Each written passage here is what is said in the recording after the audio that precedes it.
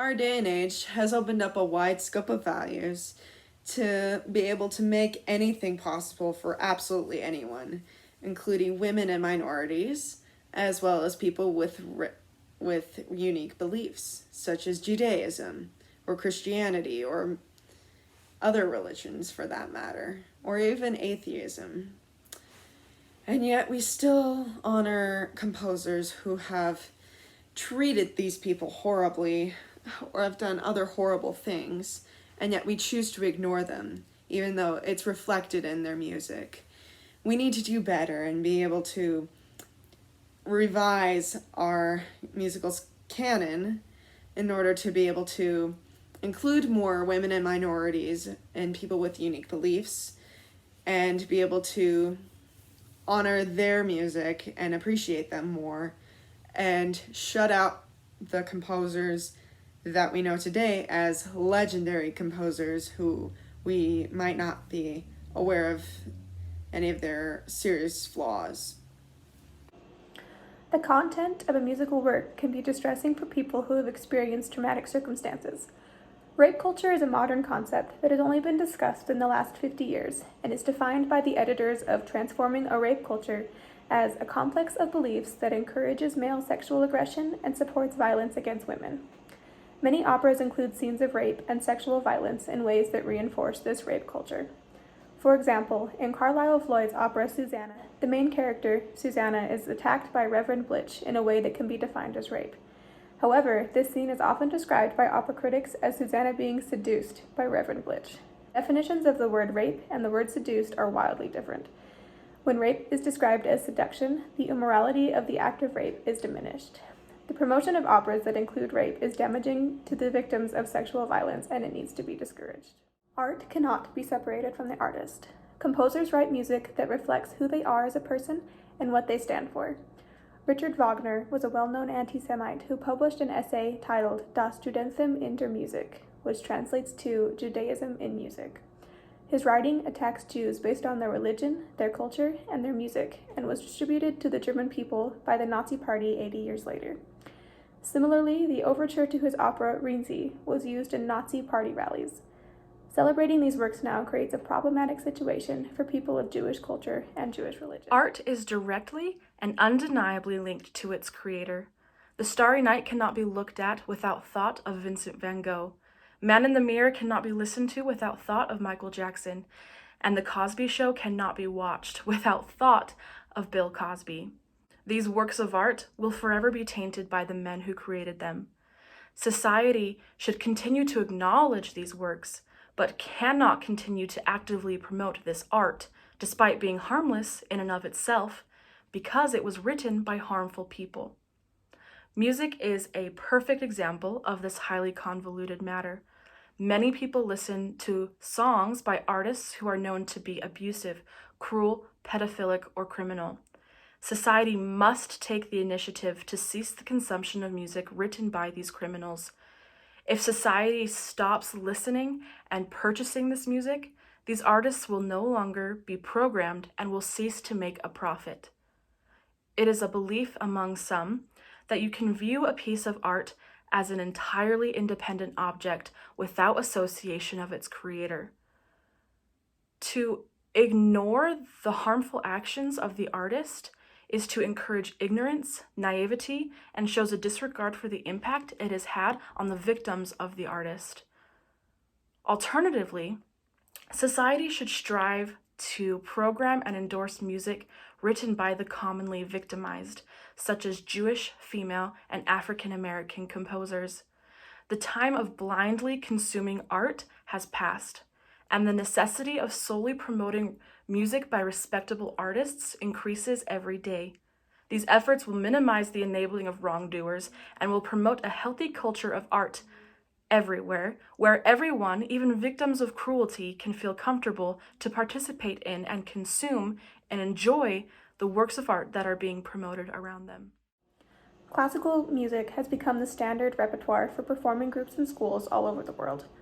Even though there are great classical pieces that can be used for educating and performing, music composed by women, people of color, and people from other cultures is often ignored. Concert programs consist largely of names like Beethoven and Mozart, but these programs can and should be more inclusive with their music selection. The works of art we promote should celebrate the diversity in our world and not just white European men from a few hundred years ago. We can't just say, like the textbook does in a little sidebar or one little section, that, oh, women have been marginalized. They were marginalized back in the 19th century and that was bad, without changing it. Or we are committing Wagnerian contrition, which is a term coined by the German music critic Adorno. He was talking about how Wagner wrote an apology for substituting sensuality for justice as the main theme of an opera that he based on a Shakespeare work, and entirely changed the point of it. What Adorno said was, for Wagner to confess such an infraction is shamelessly self-serving. The old composer confesses to a sin of his youth, thus drawing attention away from its continuance to the present day. He still did it. He continued to do it all the time, and yet he apologized for it, just to deflect attention.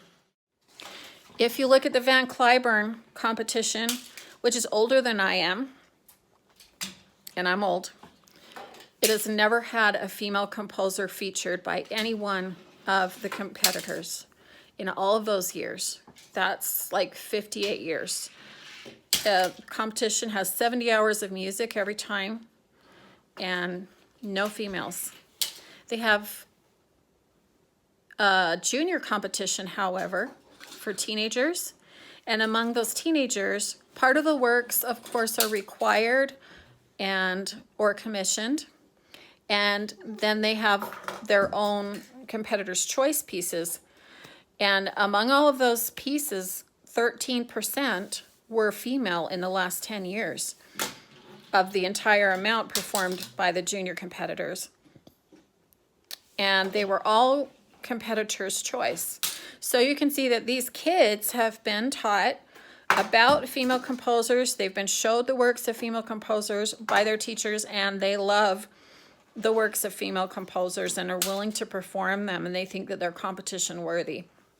So this is really a grassroots area where we can start in our teaching and in our performing. And it can be done, and it should be done. Over the course of centuries, women composers in their time had a very difficult time being able to perform or have their work performed or valued. Clara Schumann, for example, had a very tough life to begin with. Her father, who was a very well-known piano teacher, had abused her and attempted to control her. He also told her that she wasn't good enough and took credit for her talent and abilities, even though he treated her so poorly.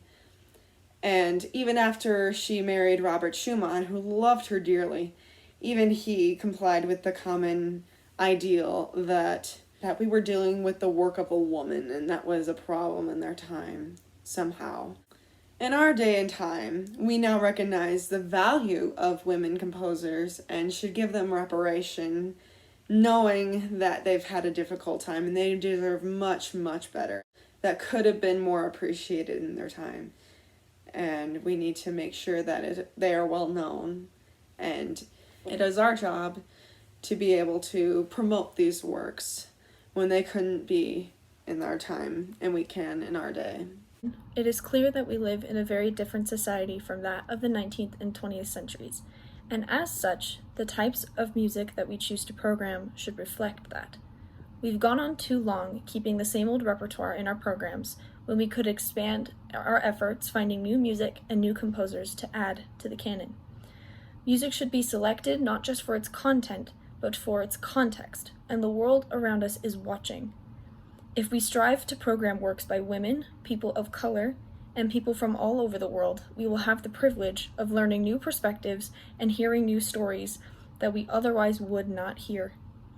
As artists, we are the ones who promote the cultural beliefs of the society around us. It is up to us to promote works and people that have the same standard of love, respect, and equality for all that our current world believes in.